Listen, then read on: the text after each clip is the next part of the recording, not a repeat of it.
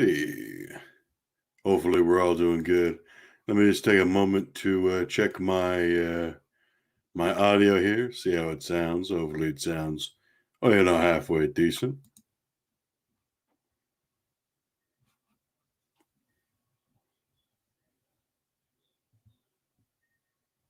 All right. I'm thinking that's pretty good. Pretty good.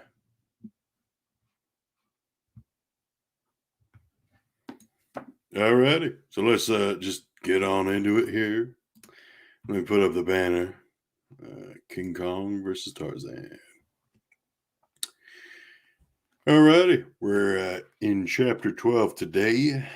Yesterday, or last time, a few weeks ago, we read through chapter 10 and 11. Basically, the big thing is that the Wanderer, its crew, and Kong are not going to be able to travel through the Suez Canal. So they're going to have to go around, most likely.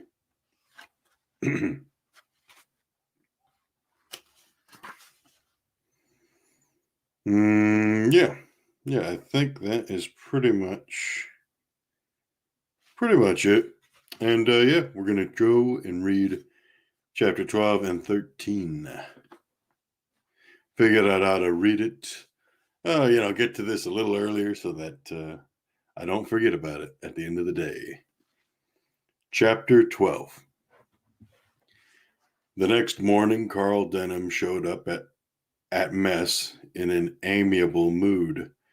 He was singing an old song, repeating the first verse and not bothering with the rest.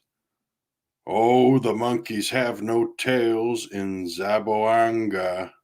Oh, the monkeys have no tails. They were bitten off by whales.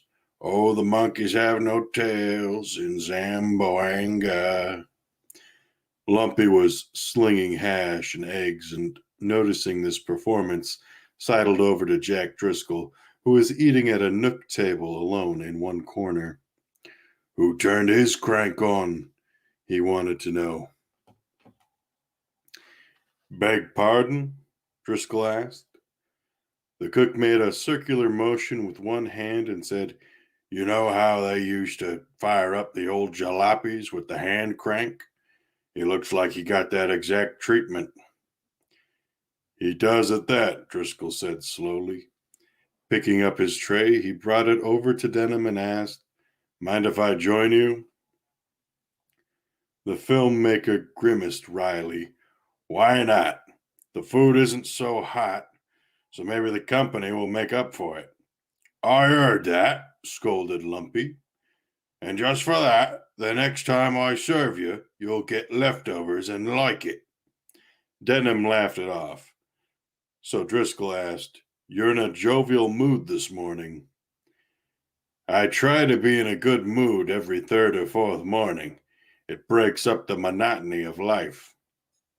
A good mood under the circumstances, I mean, added the first mate pointedly. A sly smile crossed the director's lips. Spell it out for me. You're leading up to something.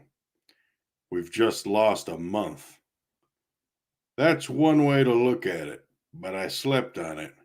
And the way I see it now, on this beautiful morning, we gained 2 and maybe 3 weeks from not fussing with the Suez Canal and being turned back like unwanted dogs.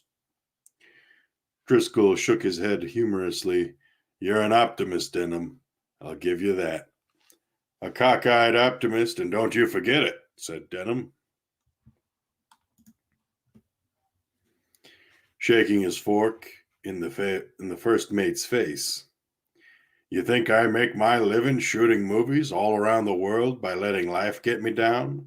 Let me tell you, I've been knocked down plenty of times, sure, plenty of times.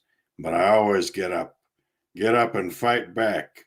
I slept on the problem, and now I'm fighting back. I need to get Kong home alive, intact, and fit to put on display. Hell or high water may slap me in the puss, but giving up isn't in my nature. I'm not built that way. A growing admiration came into Driscoll's clear eyes, and he allowed, well, if I were a betting man, I might put $20 down on Carl Denham to get his way. That's the spirit. Full steam ahead, and we'll make our run for New York. Watch if we don't beat every record in the maritime books. Driscoll chuckled good-naturedly. Now you're getting carried away with yourself. But go ahead. Maybe your enthusiasm will fire up the crew. Well, if it doesn't, the bonus I promised everybody should do the trick. Jack Driscoll dug into his breakfast and tried to keep the frown of worry off his face. He had not forgotten about that promised bonus, but he never completely believed in it either. More than ever, it looked like a mirage, always floating on the horizon, always seemingly within reach, forever approachable, yet invariably elusive. After he finished, Driscoll brought his dirty plate over to Lumpy and asked, "Has Miss Darrow had breakfast yet?" "I ain't seen her," admitted Lumpy. "In that case, put together a plate of your best viands. In that case, put together a plate of your best viands, and I'll run it down to her cabin. Coming right up." Lumpy piled a plate so full of scrambled eggs and hash browns that Driscoll eyed him suspiciously.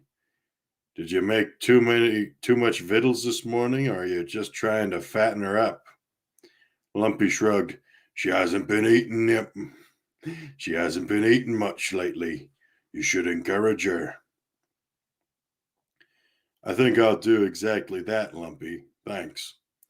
Jack Driscoll carried a covered dish down on a composition tray and knocked on Ann Darrow's cabin door while balancing breakfast precariously in the other. A muffled voice asked sleepily, "Who is it?" "Breakfast. Open up if you're decent." "One moment." Ann Darrow answered the door in a yellow silk sleeping robe, her blonde hair disheveled, and the sand of sleepiness in her blue eyes. Driscoll grinned. "You'd better have a sea appetite. Lumpy really piled it on for you." "I haven't been very hungry lately," she confessed, opening the door wide for him. Ann Darrow had been given the best accommodations the old steamer offered. It was cramped, with only one porthole for natural light, but there was a small deal table on which Jack Driscoll set down the tray with a soft thud. "You don't look like you got much shut-eye," he said solicitously. What a word. Solicitously. Whew. Anne dropped into a chair, lifted the serving dish lid, and made faces at the yellow-white mountain of scrambled eggs. "These eggs of Lumpy's don't taste very fresh," she said wryly. Driscoll chuckled. "Do you think we have a flock of chickens stashed in a stowage hold? Those eggs are powdered. That's all we have." "They taste peculiar." "Well, they were fresh a month ago, and Lumpy does his best with them." Hello, The Price is Right review. Glad to see you pop up. Hope you're having a good day.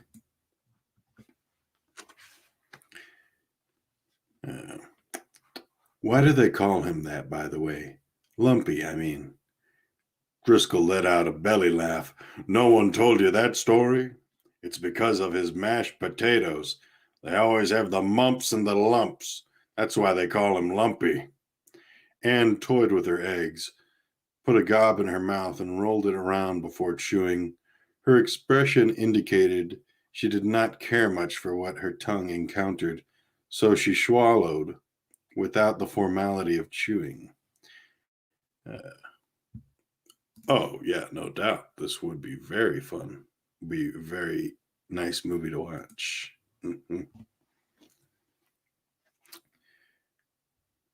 Now you've caught on, Driscoll laughed. Eat quick and be done with it. Anne's slim fingers reached up and caught the mate's sleeve. Why don't you sit down, Jack? I could use the company. If only I could, but I have ship's matters to attend to. See you around. As the first mate turned to go, her hand drifted to his thick wrist and stayed him. Don't be in such a hurry, she implored. Did you talk to Mr. Denham? What did he say? He was madder than a boiled owl, but I guess he got over it because at breakfast he was all sunshine. Give him a day or two, and I imagine he'll cloud up all over again. Anne laughed lightly. Well, don't let him rain all over you.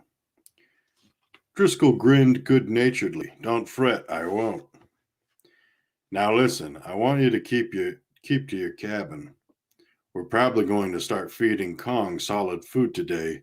No telling what might happen. Anne Darrow's blue eyes grew clouded. Kong, he's all I think about during the day and all I dream about at night. The very thought of that foul thing sleeping below deck under this very cabin makes me feel like I'm sitting on top of a volcano. Plenty of us sort of feel that way, said Driscoll sympathetically. But this Stromboli hasn't got much fire in his belly. Maybe solid food will change that. I don't know. But just the same, stick to your cabin in case it gets rough on the weather deck. I'll do that, Jack. Come visit me from time to time, won't you? I get lonely here, cooped up all by myself. What about that old woman? I thought you two were bosom buddies by now. Penjaga likes to keep to herself, but we have become friends. It's just that Anne hesitated. She's such a strange old duck. She speaks of Kong in a way a Muslim talks about Allah. She positively worships that awful creature, worships him with a fervor that is almost religious. I know. I've seen it too. But that's to the good. The old woman is our ticket home. What I mean is, she's helping us keep old Kong flat on his back and dead to the world. Mr. Denham must be mad to think you could ever control such a beast. Driscoll's hand was on the cabin door now, and he was opening it. You have to admit, Carl Denham hasn't done so badly so far. I don't know if it's the luck of the Irish or what it is, but I'm beginning to believe he's going to get his way. Anne Darrow scrutinized Jack Driscoll dubiously, while a slippery segment of scrambled eggs slid down her throat. It is almost as if Carl Denham has cast a spell on everyone on the ship, she murmured. Driscoll cocked a lopsided grin. It's a spell of personality. He's got one of those magnetic ones. Hard to explain, but there it is. I'll be by with your lunch later on. If you bring more eggs, I will make you eat them, taunted Anne mischievously. All right, that's chapter 12. I'm going to take a brief moment here, readjust my headphones, get a little drink of water from my bottle of water.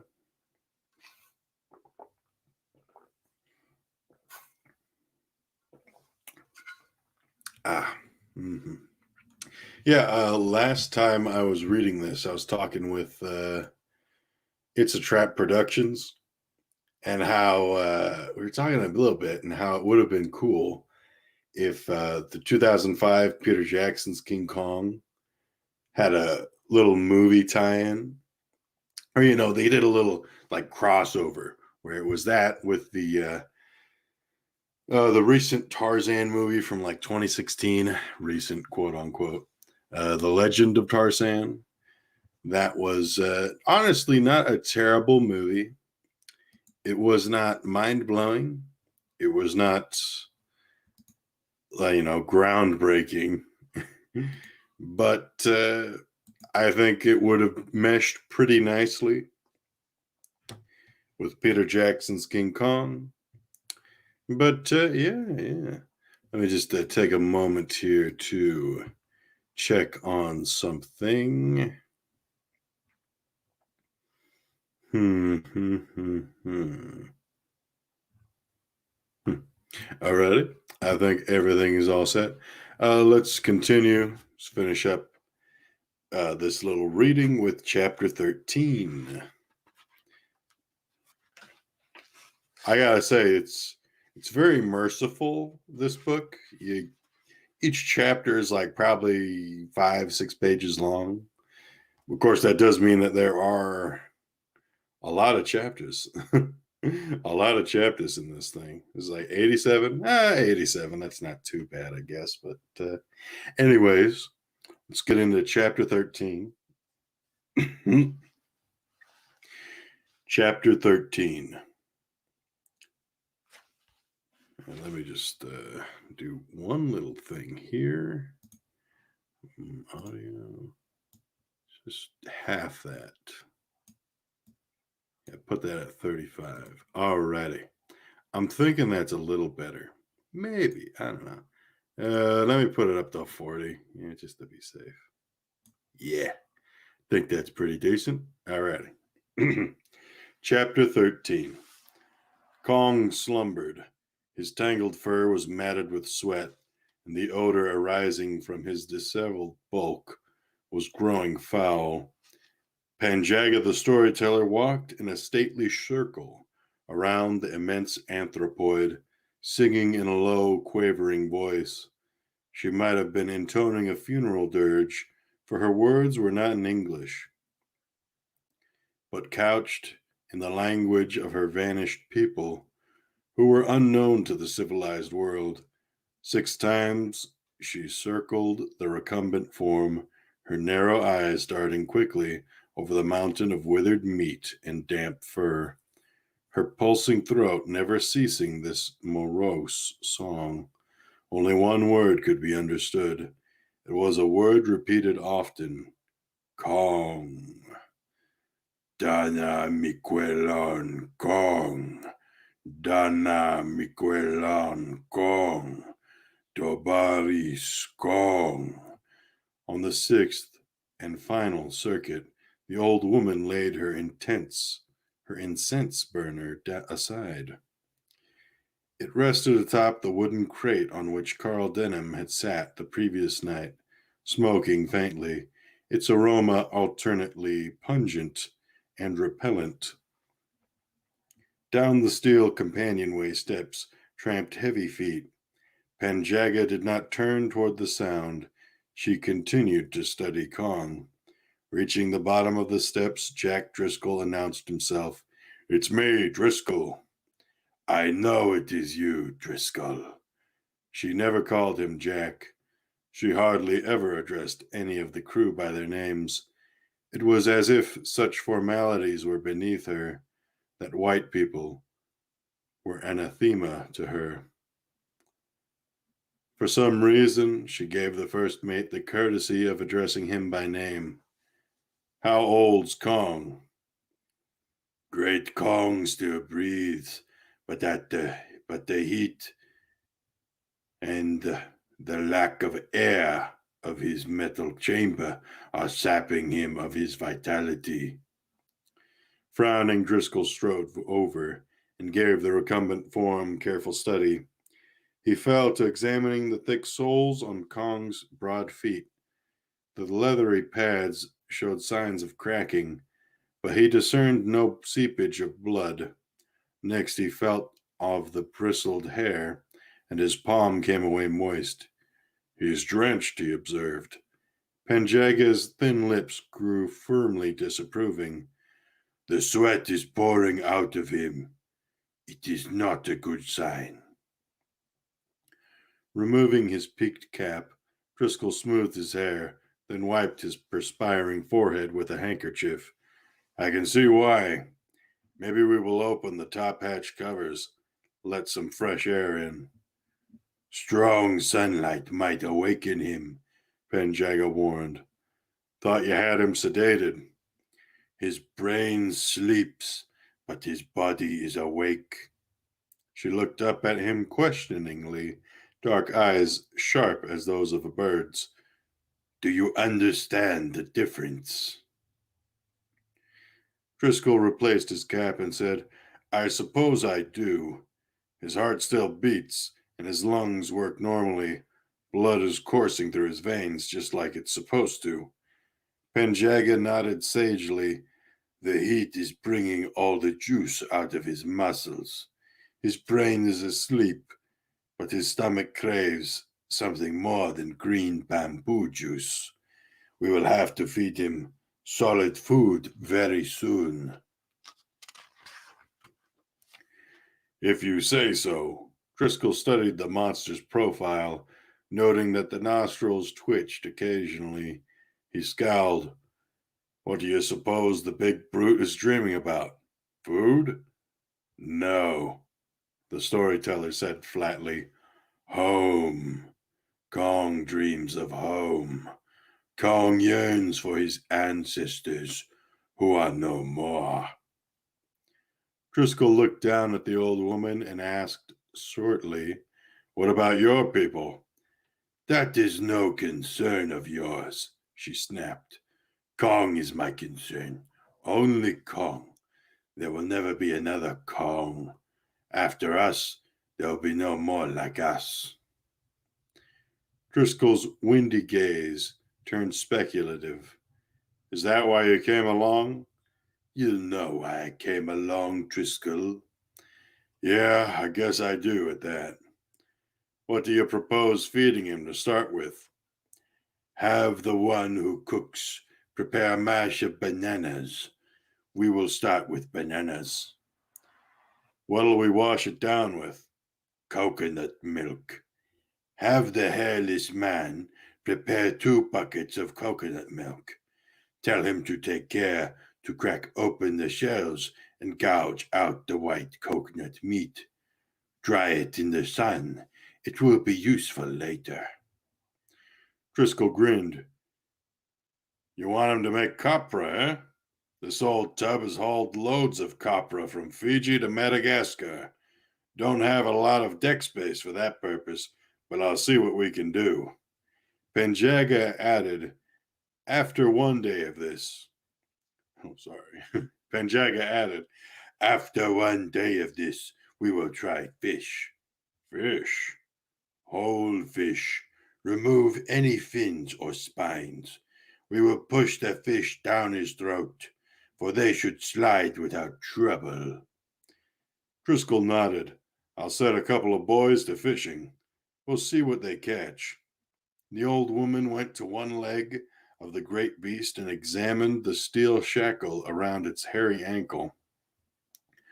The moist fur itself was tangled and matted, but she was feeling the shackle itself. Loose, she pronounced. We must replenish what perspiration is carrying away. I can have the shackles tightened. Leave them be. If the feeding goes well, they will be tight again in 3 days. I'll see to it. Driscoll hesitated. He had his cap in his hands and was fussing with it. There is something on your mind, Penjaga told him, that is reluctant to emerge from your mouth. There's a hitch with the route to New York. It's going to take longer. How many moons? There's no telling, but it will be weeks more than our original estimate. Sharp pains came into the old storyteller's eyes, and she was slow to reply. The food will not last, she said firmly. We'll put to port somewhere and take on provisions. Don't worry, we won't let Kong starve.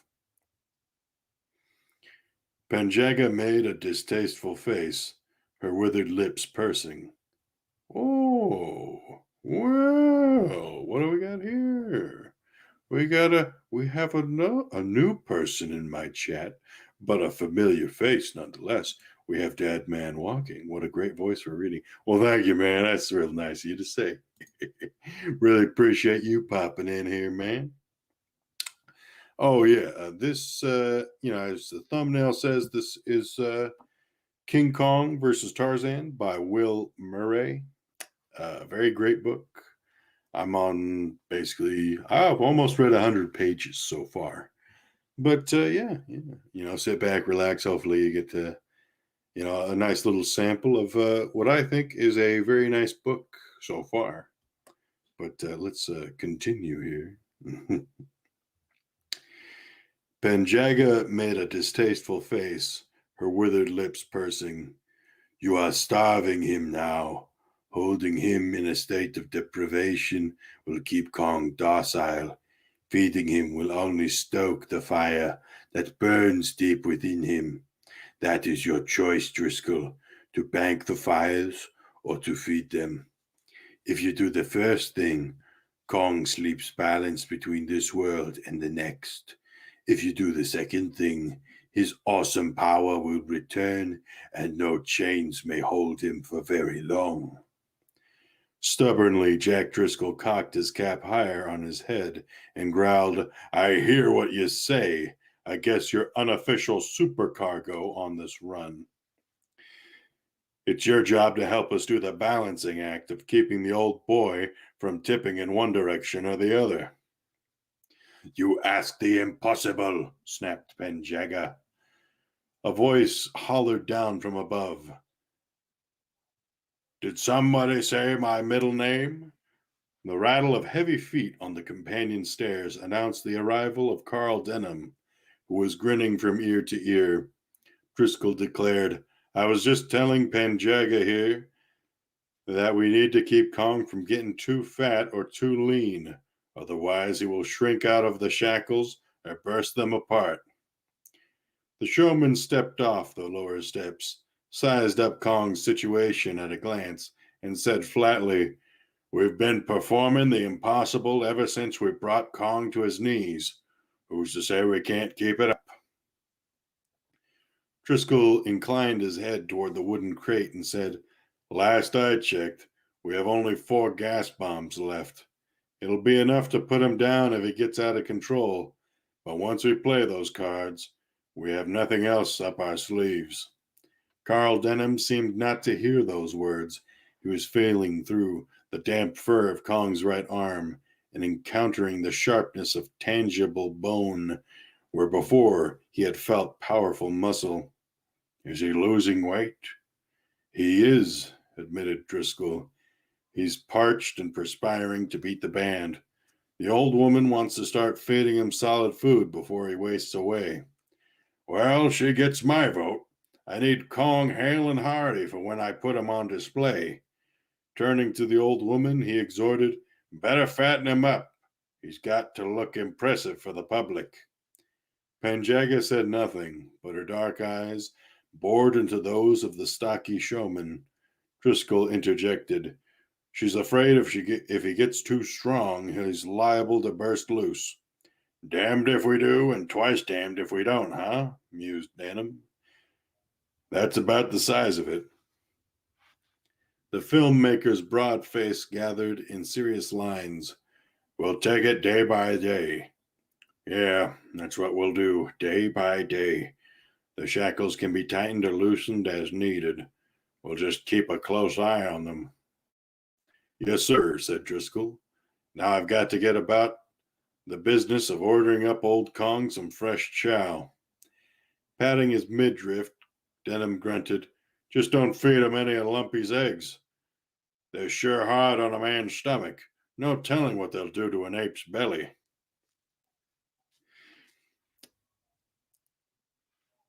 Let me see here. Alrighty. That's very, yeah. I gotta say, there's a lot of good stuff in this book. A lot of good stuff. And I'm looking forward to see how it goes. It's a Trap Productions. He was talking with me the other day, and he was telling me that this is a really nice book. There's a few things, a few flaws here and there, but yeah. Oh, well, look at that. We got the Mrs. Dad Man as well. Hi, enjoying listening on car radio while waiting for our dinner. Oh, my goodness. Ooh, the pressure is on. The pressure is on. Well, almost finished with this chapter. So We'll get back to that then. All righty, let's see what we got. All right. They're sure hard on a man's stomach. No telling what they'll do to an ape's belly. You and Miss Darrow are thinking alike now, laughed Driscoll, bounding up the stairs without waiting for Denham's riposte.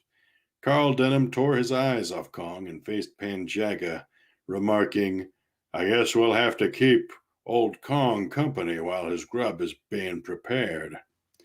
Panjaga turned and presented the director with her back, making it plain that she preferred her own company. Say, if you're going to be that way about it, said Denham in an injured voice, I'll just go topside and get some fresh air. The director had gotten halfway up the companionway steps when Panjaga's voice lifted, seizing him with surprising power. It is not too late to turn the ship around and restore Lord Kong to his rightful seat on Skull Mountain. Without breaking stride, Denham hurled back. Kong was the last of his breed back there. In New York, he will be hailed as a king. I'm going to make the name of King Kong world famous. Just watch me.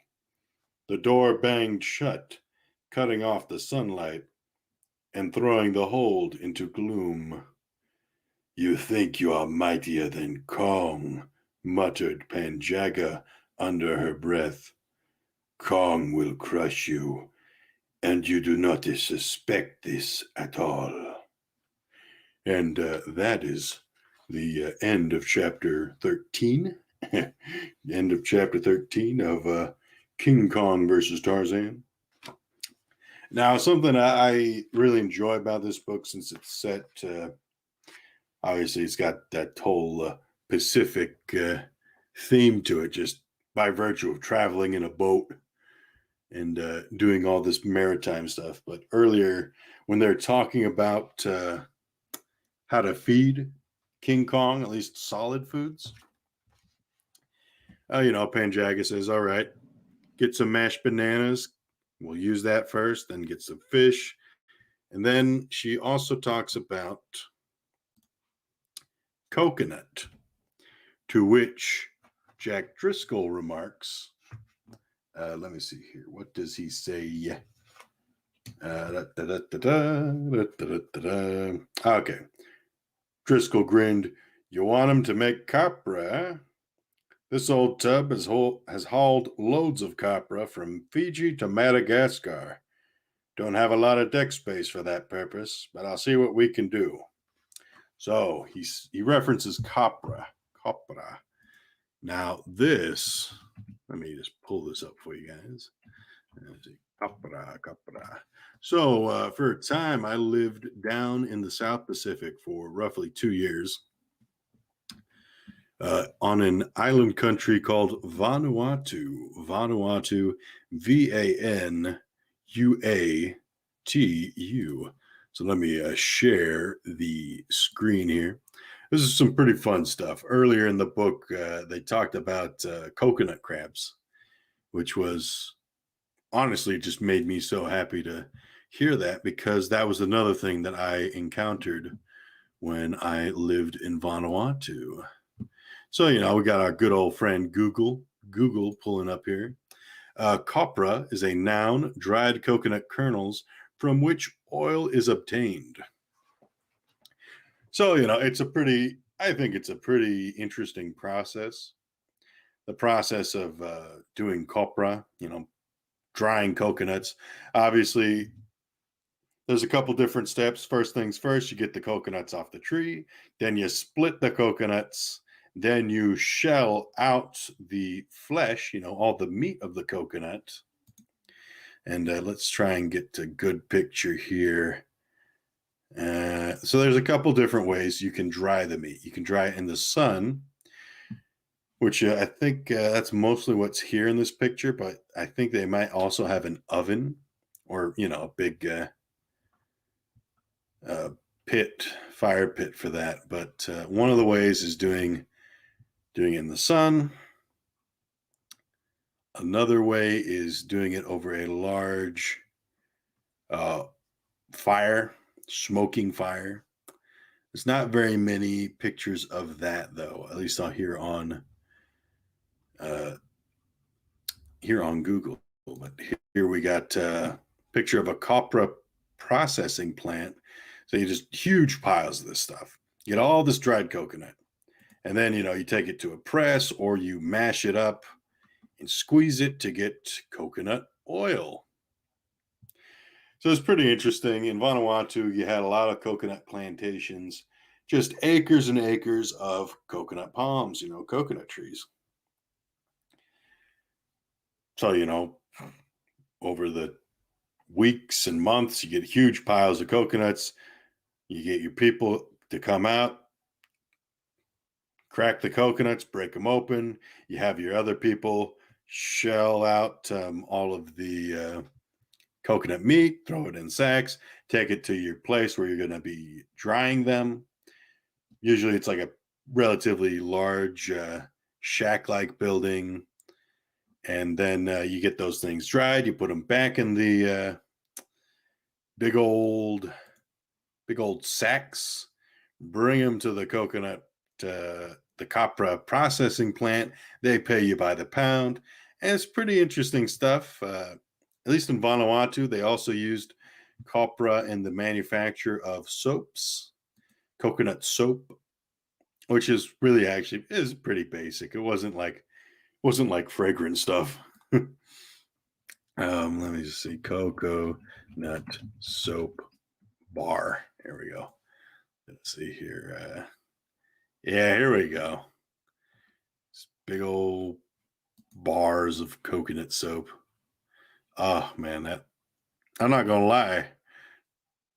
If that was not soap, if I didn't know that was soap, I would totally eat that. I love coconut so much. I mean, I guess that's cliche since I'm Hawaiian, but I love me some coconut. You got coconut things like soap, all that kind of stuff. There's also, at least in Vanuatu, they would also gather up the fibers of the coconut shell and put that in pillows and mattresses and stuff like that. Very cheap stuff, cheaply made stuff. But it's really interesting stuff. And gosh, I, I would die for some coconut right now, some copra. Oh, and there, look at that. That's like really good. That is really good. As long as it's not burnt up. But yeah, anyhow, I'm rambling now, but really got to say that I'm looking forward to reading more of this book. I have basically just scratched the surface. We just passed the 100-page mark. We're at page 102. And this is like let me see, this is a 462-page book. And maybe a few extra here and there. But anyhow, I'm going to call it a day, or at least a stream here. Shout outs to everybody who tuned in. The Price is Right review, Dadman Walking 55, and Mrs. Dadman Walking 55. I hope you guys have a lovely dinner. Hopefully, you guys have a good beginning of your week. Monday, everybody hates Mondays, but hey, you got to start somewhere, right? But anyways, I'm Mongo. Mongo's big thanks. Big thanks to everybody who tuned in. And yeah, without further ado, let me just pull up a funny little clip. Let's see. I played the guy getting knocked down last week. What do I do this week? Yeah, here we go. Here we go. Physic, please. Everybody move! Thank you. There we go. Fezzik from Princess Bride. Yes. Yes. Oh, well, thank you very much. That's great. It's great to hear, I think anybody who does stuff like does hobbies and stuff like that enjoys hearing compliments. Everyone loves compliments. But anyhow, big thanks to everybody, and I'll see you later. Bye-bye. Mango only pawn in game of life.